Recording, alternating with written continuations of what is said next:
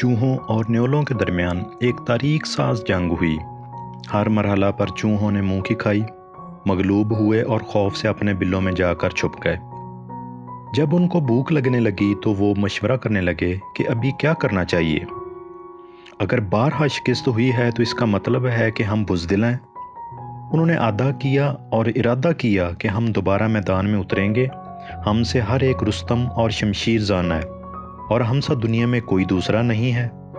हम मैदान जंग में दुश्मन का सर उड़ाने वाले हैं। हम में सिर्फ एक कायदा की कमी है, मगर ना हम में हर कोई जंग में मार का आरा और जंगजू है। इस दफ़ा उन्होंने पलटूनों को मुरतब किया, सूबादार और नायक मुकर्रर किए। इनमें से किसी को कर्नल तो कोई कैप्टन नामजद कर दिया गया। अब असरनो सामान लड़ाई का बंदोबस्त किया जाने लगा। अफसरों ने हुक्म दिया कि कोई मखसूस वर्दी होनी चाहिए जो अफसर पहने। किसी ने सींग लगाने का मशवरा दिया और इस पर इत्तफाक हुआ।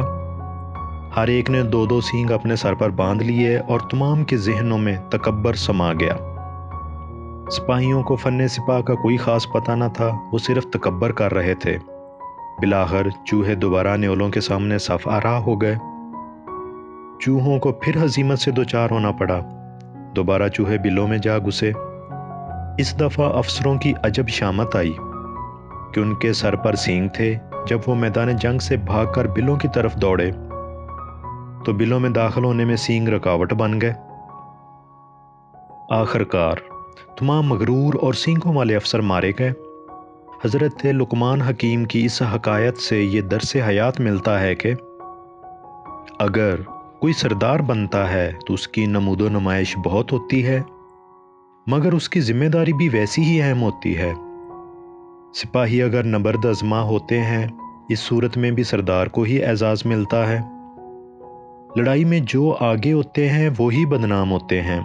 जब फौज पीठ दिखाकर भाग जाए, नाकामी का सबब अफसर शाही है और कामयाबी का राज मुसलसल मेहनत है। जो कौमें अफसर शाही को अपना सब कुछ बना लें वो हमेशा नाकामी का मुंह देखती हैं, और जिस कौम के अफसर अपने फ़राइज़ मनसबी को खूब जानते और निभाते हैं वही कामयाबी से हमकनार होती है।